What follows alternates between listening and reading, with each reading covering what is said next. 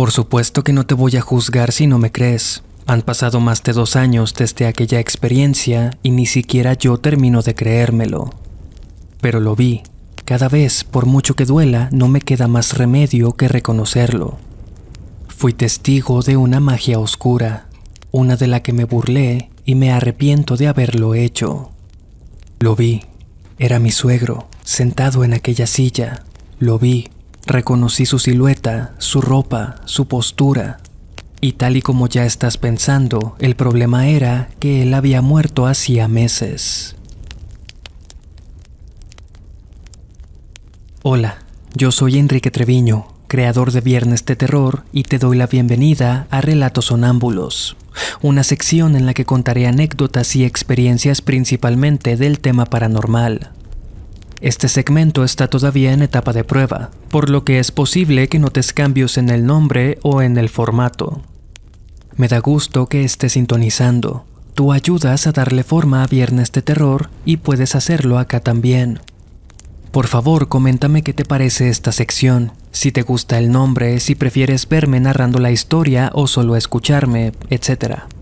También, si cuentas con alguna experiencia paranormal que te gustaría compartir para el programa, la forma de contactarme es vía Instagram. Los enlaces a mis perfiles están en la descripción. Siempre nos gusta pensar que estamos preparados para las desgracias. De tantas que hemos vivido y tantas que nos imaginamos, creemos que nada puede sorprendernos. Pero la vida tiene esa cualidad. No importa cuánto preveas ni qué tanto cuidado tengas, las tragedias siempre van a ocurrir por donde y cuando menos te lo esperes. Que sea una premisa para los más jóvenes, nunca sabrás por dónde llegará el golpe. Desde 2019, mi esposa y yo hemos vivido en un departamento en la colonia Ladrón de Guevara, en Guadalajara. Ahí pasamos la pandemia y muchas otras experiencias que transformaron aquel sitio en nuestro hogar. Cuando iniciamos nuestro noviazgo, por allá del 2015, las familias no estaban para nada de acuerdo, principalmente por una diferencia religiosa. Ambas partes querían que nos casáramos de acuerdo a los principios de una religión distinta, por lo que, al final, decidimos hacerlo sin elegir ninguna. Esto, por supuesto, hizo que tanto la boda civil como la celebración posterior fueran escenarios demasiado tensos. Mis padres y sus padres asistieron casi a regañadientes y sin dirigirse la mirada o palabra entre ellos. Aunque para nosotros la convivencia adecuada de nuestras familias es muy importante, por sobre todas las cosas está nuestra relación. Por esta razón, a finales del 2019 decidimos dejar Hermosillo, Sonora y mudarnos a Guadalajara, donde esperábamos encontrar un cambio de aire favorable. Y así fue. Lejos de los problemas y tensiones familiares, encontramos un sitio donde teníamos como prioridad nuestro bienestar y cariño. Mencionar esto es importante para la historia, ya que, como puedes imaginarte, la distancia y las circunstancias provocaron una fragmentación considerable, sobre todo con nuestros padres. Desde el día 1 de la mudanza, mi suegra no dejó olvidar a mi esposa que los estaba abandonando, que había traicionado todo en lo que creía y para lo que fue educada por alguien que no vale ni el cambio de las tortillas, o sea, yo. Mi papá, por su lado, ha insistido en que convierta a mi esposa a mi religión cuanto antes, para así evitar la excomunión. Esta situación nos dolía, pero ignorábamos los mensajes y colgábamos las llamadas cuando se desviaban hacia esos temas. Así pasó el tiempo. De manera gradual, nuestras familias fueron aceptando nuestra decisión. Poco a poco mencionaban menos el tema cuando hablábamos por teléfono o mensajeábamos en WhatsApp. Incluso para el cumpleaños de mi esposa, en noviembre del 2021, su madre y mis padres vinieron por primera vez a Guadalajara a visitarnos, lo que terminó por concretar la reconciliación. Sin embargo, mi suegro no estaba listo para dar ese paso. Él no estuvo presente en la celebración y mantenía una gélida distancia. Esto afectaba particularmente a mi esposa. Su padre había sido y era una parte esencial en su vida, una verdadera fuente de inspiración y soporte en todos los sentidos. Por eso, aquel 4 de febrero del 2022 es recordado como un día negro. Mi suegro había decidido visitarnos por fin. Aprovechando que haría un viaje de negocios a la ciudad, le dijo a mi esposa que deseaba vernos. Emocionados, comenzamos a preparar todo para recibirlo de inmediato. Limpiamos y lavamos las sábanas del cuarto de invitados, planificamos a qué lugares iríamos a pasear juntos, etc. Ella compró en el súper todo para que comiéramos solo las cosas favoritas de su padre. Parecía que por fin, después de tanto tiempo y tantas peleas, seríamos la familia que siempre soñamos. Sin embargo, la madrugada del viernes 4 de febrero del 2022, mi suegra llamó. Antes de salir al aeropuerto, el padre de mi esposa sufrió un infarto fulminante, producto de una condición cardíaca con la que tenía más de una década luchando. Vi su rostro cuando recibió la noticia. Pude ver cómo sus facciones se retorcían en una fusión de profunda tristeza, horror y confusión. En esos momentos la vida parece irreal. Todo era tan normal y bueno hasta hacía un minuto. Nos habíamos ido a la cama temprano para recibirlo el sábado. Recuerdo que me dio flojera cepillarme los dientes. Habíamos cenado pasta con pesto y vino blanco, y lo último que ella me dijo era que quería comprar un case nuevo para su teléfono. Ya nada de eso importaba. Fue devastador. Tuvimos que volar ese mismo día a Sonora, pausar toda nuestra vida para pasar por una de las experiencias más dolorosas que existen. Ver a una familia afectada por una pérdida importante es bastante difícil. Ver a la persona que más amas destrozada, asfixiada contra un muro de lágrimas y sollozos. Ver aquellos ojos que con tanto anhelo deseaban ver a su padre luego de tanto tiempo, ahora sin esperanza alguna. No fue agradable, y a nuestro regreso las cosas no harían más que empeorar. Tuvimos que pedir más días libres en nuestros empleos, ya que unos asuntos sobre herencias y propiedades nos tuvieron en Sonora más de lo esperado. Encima mi esposa se encontraba muy mal. Pasó días sin apenas comer, sin dormir, en una especie de trance interrumpido solamente por periodos de llanto desconsolados. Volvimos al departamento al atardecer el 16 de febrero.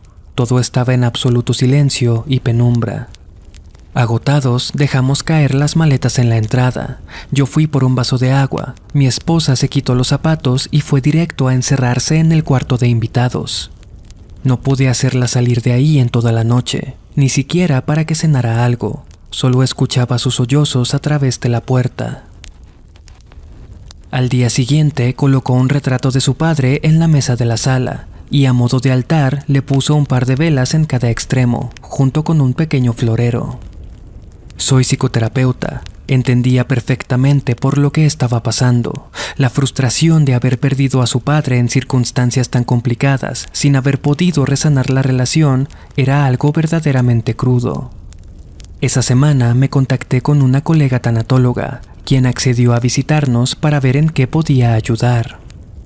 Mi esposa es una mujer inteligente, bastante madura y sensata, por lo que la sesión fluyó de manera apropiada. Pudo desahogarse un poco. Una última vez. Eso nada más quisiera. Poder hablar con él una última vez. Odio que se haya ido así. La vida no tenía derecho a quitármelo todavía. Mi colega nos visitaba una vez por semana, y el ánimo de mi esposa parecía mejorar, aunque por supuesto tenía sus recaídas. A veces llegaba del trabajo para encontrarla ebria, en el sofá, hablando con la fotografía de su padre, reclamándole por haberse muerto antes de tiempo. Con los meses, sin embargo, las cosas comenzaron a adoptar una nueva normalidad, su propia normalidad. Hay cosas que no se remedian, simplemente aprendes a vivir con ellas y cargarlas a donde sea que vas.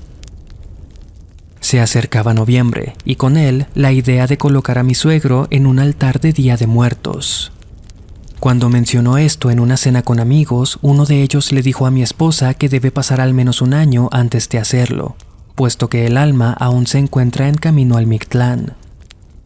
Pero de todas formas, el 1 de noviembre ella puso su altar en la casa. Yo no me opuse, inclusive la ayudé.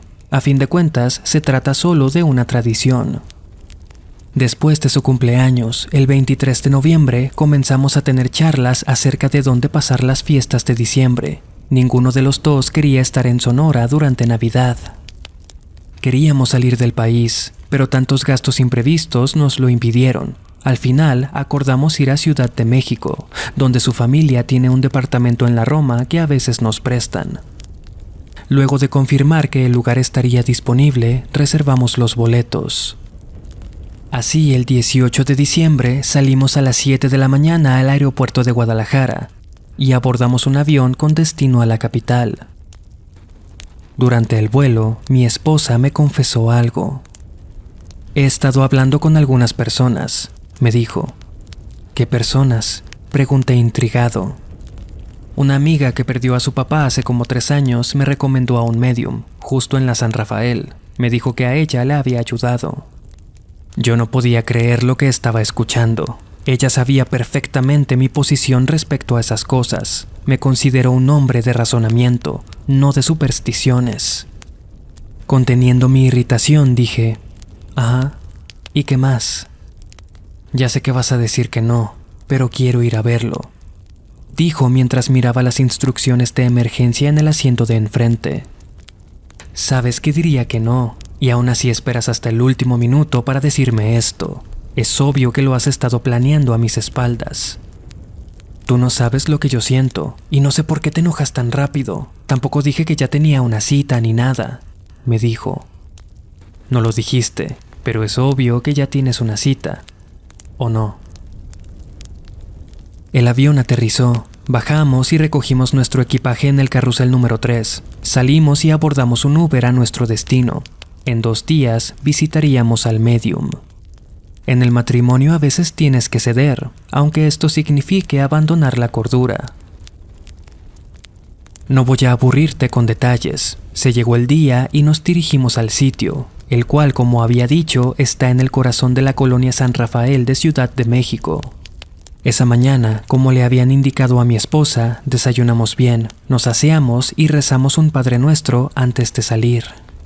Durante el camino iba observando por la ventana todo el tiempo. Me encontraba nervioso, molesto, pero sobre todo, decepcionado.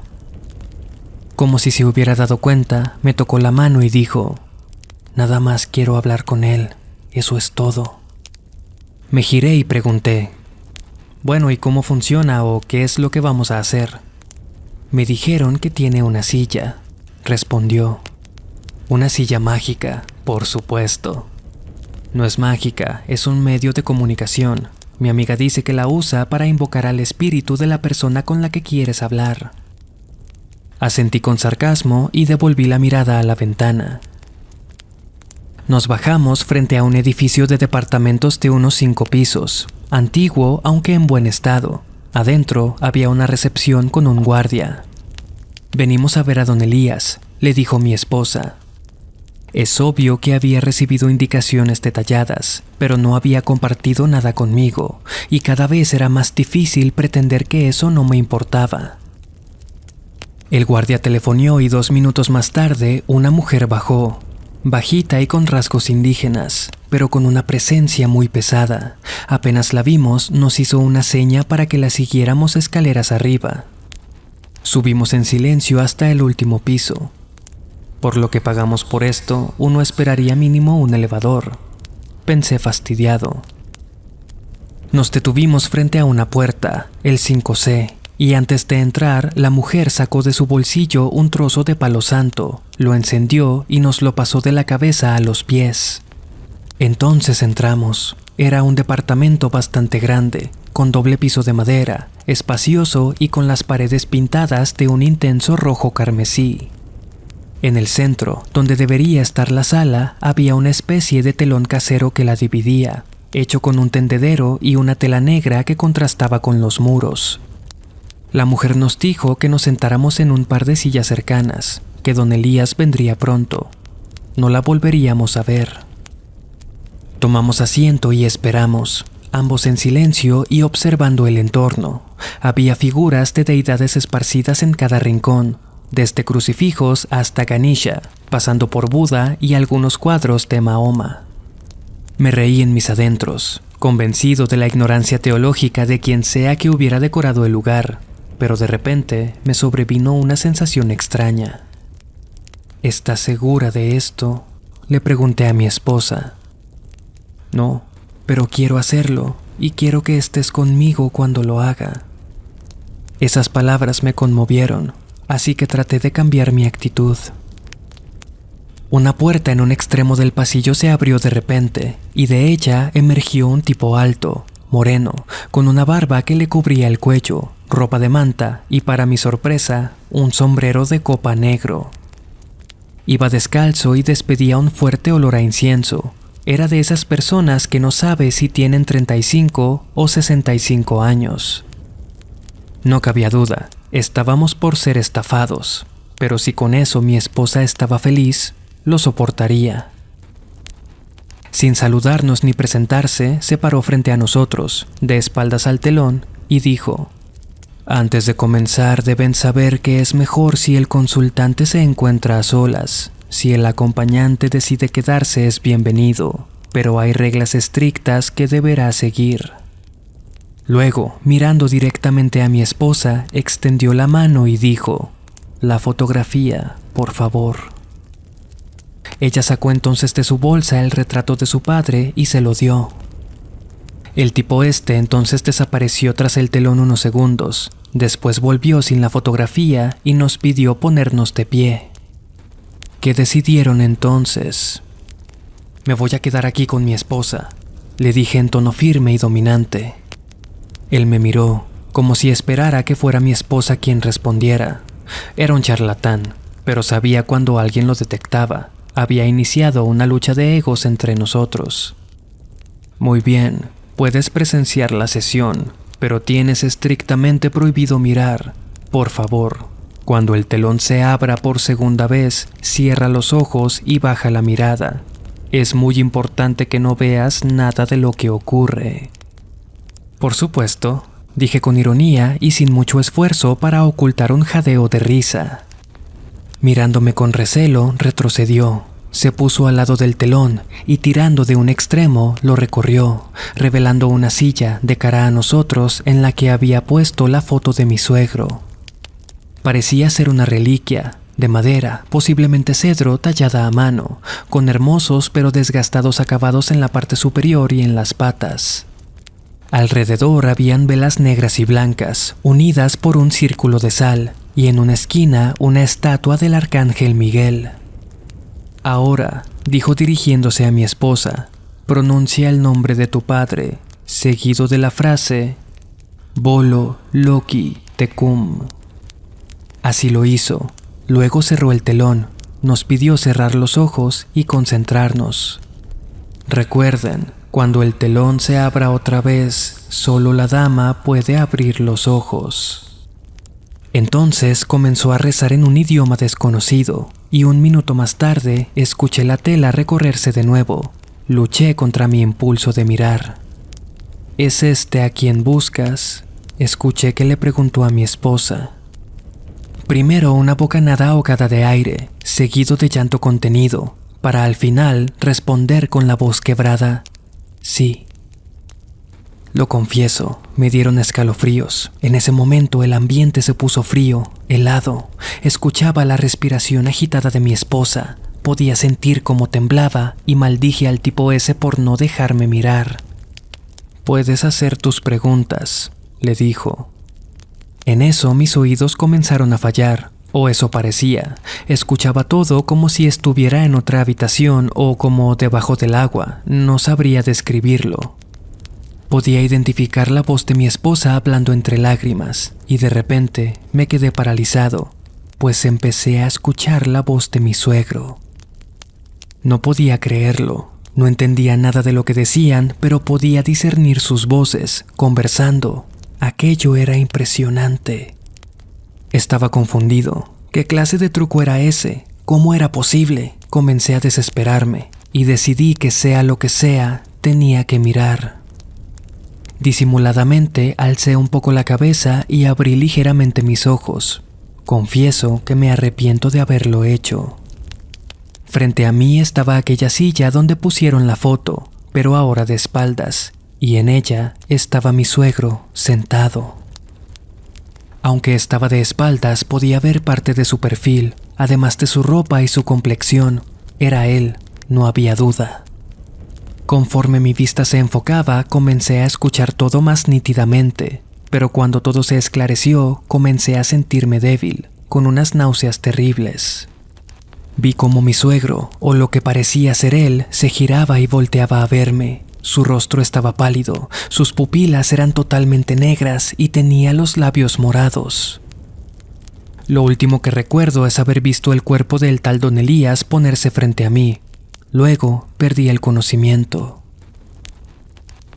Desperté sentado en la misma silla que antes. Tardé un poco en recordar dónde estaba.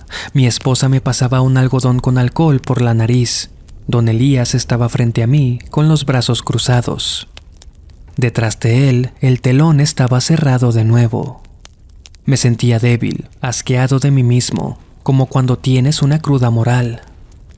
Escuché que don Elías le dijo a mi esposa: si comienza a tener pesadillas frecuentes o se enferma de gravedad, por favor vengan a verme en cuanto antes. Salimos de ahí. Mi esposa parecía preocupada pero satisfecha. Una vez fuera comencé a sentirme mejor y el resto de nuestro viaje transcurrió con normalidad. Eso sí, tengo dos cosas prohibidas. Una es volver a estar cerca de aquella silla por órdenes de don Elías. Y la otra es saber un solo detalle de la conversación que tuvo mi esposa con el fantasma de su padre. Pero no tengo problema con eso. Entre menos piense en aquella imagen, la cual solo de recordar me provoca náuseas y mareos, mejor.